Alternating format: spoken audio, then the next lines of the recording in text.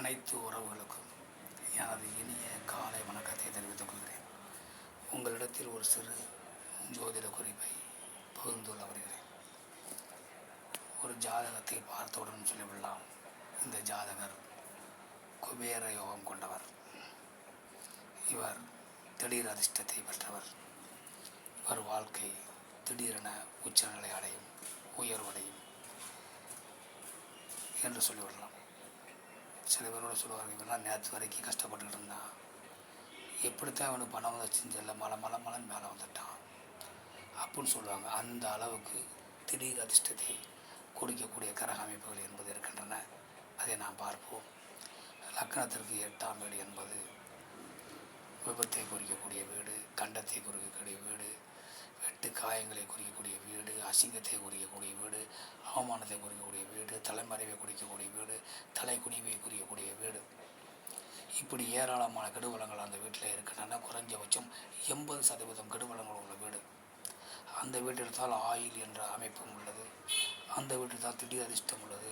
அந்த வீட்டில் தான் பூமிக்கு அடியில் இருக்கக்கூடிய இயற்கை கனிம வளங்கள் அனைத்தும் இருக்கிறது. அந்த வீட்டில் தான் திடீர் அதிர்ஷ்டம் என்ற ஒரு அமைப்பு இருக்கிறது. அந்த வீட்டின் அதிபதி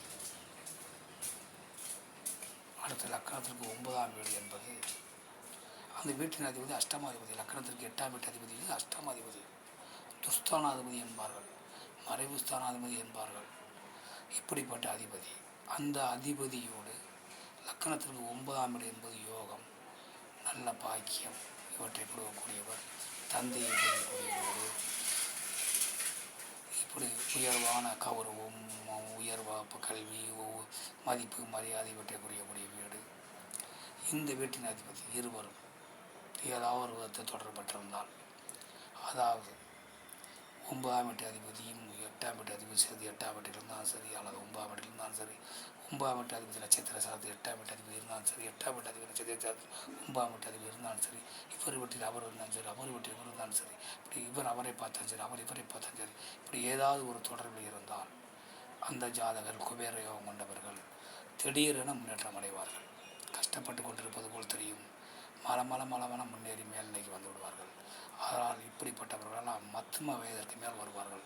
ஒரு 50 வயதிற்கு மேல் தான் வாழ்க்கையில் முன்னேற்றம் அடைவார்கள் என கூறி மற்றவற்றை நாம் அடுத்த காண்போம். நன்றி, வணக்கம்.